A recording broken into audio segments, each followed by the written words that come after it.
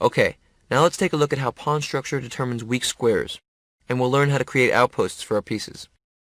It's key to notice squares in or near the enemy camp that can be supported by one or more of your pawns but cannot be defended by your opponent's pawns.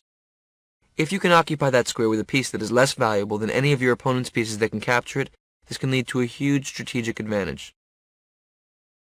Take a look at this position. Here it's white's move. In real chess games, there won't always be a way to win material right off the bat. Far more often, we have to improve our position strategically.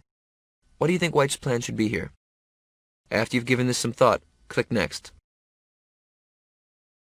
Well, the d6 square is a fabulous potential outpost for the white knight. After knight d2, an excellent move, planning a maneuver knight e4 to d6, white's position will be dominant.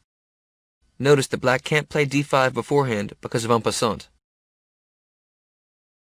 After knight d6, black has little play. The c-file is the only open file on the board, and now that the knight d6 guards the c8 square, white has complete control. If you notice weak squares in your opponent's position, then you can make powerful long-term decisions. Okay, let's analyze this position after knight d2 a little bit. If black just sits around, his position will get crunched, so he has to do something. If possible, it'd be good to play b7 to b5, and then bishop c8 to b7 to c6. This locks down the c-file, defends the weak d7 pawn, and activates the bishop. That's black's plan. After b5, knight e4, bishop b7 is impossible though. Why? Because of the fork knight d6 check. So black has to castle. Now white plays knight d6, jumping into the square. Let's say black plays queen c7. Of course now black can't develop with bishop b7 because the knight guards that square. So queen c7 prepares some development. Do you see how white can win material here? Knight takes c8, removes the defender of the d7 pawn. So knight takes c8, rook takes c8, queen takes d7, wins d7, removing the defender. This wins material, but it has the downside of relieving the pressure on black's position. And this is actually one device when your opponent has a positional advantage on you and is crunching down on your game. For you to relieve that pressure, you can give up a pawn, sometimes even a little bit more, to gain some activity. So it might not even be best for white here to win material. You could also just continue to build up. But because white has this option, black has to try something else. So let's say black saw this, and after knight d2, castles instead.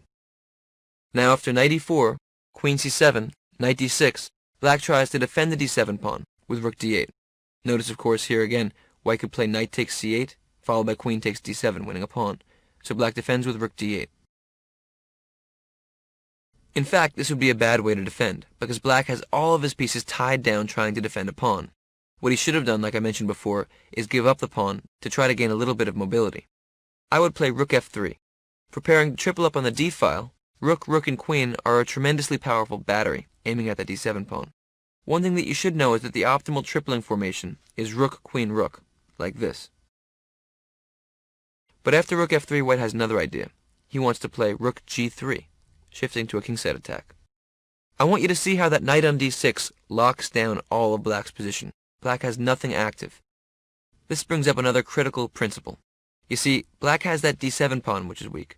He also has developmental problems, which is another weakness. And he has a weak king, because the rook on d8, the queen on c7, the bishop on c8, they're all locked down defending the center and the queen side. They can't get to the king side. So black has two main weaknesses, the d7 pawn and the g7 pawn around the king. This is called the principle of two weaknesses. It's very hard when you have a positional disadvantage, like black does here, to defend two weaknesses. If you can just focus on one, sometimes you can keep things together. So let's say that black plays here b5, trying to develop. What would you do now? That's right. Now white should shift all of his pieces to the king's side. The first move would be queen e4. You see, this attacks the rook on a8 and also plans to shoot into the g6 square. It also stops black from developing one more time, because bishop b7 now loses a piece because the knight and the queen are both piled up on that square. So this is a perfect example of how to win a position with a strategical advantage. White stops all of black's ideas while continuing to go ahead with his. Queen e4 attacks the rook on a8. The rook has to move. Let's say black plays rook a7. Now white can jump into the king's side. Queen g6. Finally, black gets to develop his bishop with bishop b7, but it's too late. What would you play now with white? Good job. Here it's all over after rook g3. The queen and the rook are piled up in that g7 pawn, which will be checkmate. Black can't defend, and white will win this game. So here you saw a number of strategic and tactical devices flowing together. We used forks, removing the defender, occupying a weak square, threatened to pile up on the d-file, and ultimately we shifted to a kingside attack based on the principle of two weaknesses. This is what chess is all about. Understanding weak squares and creating outposts are critical to your game.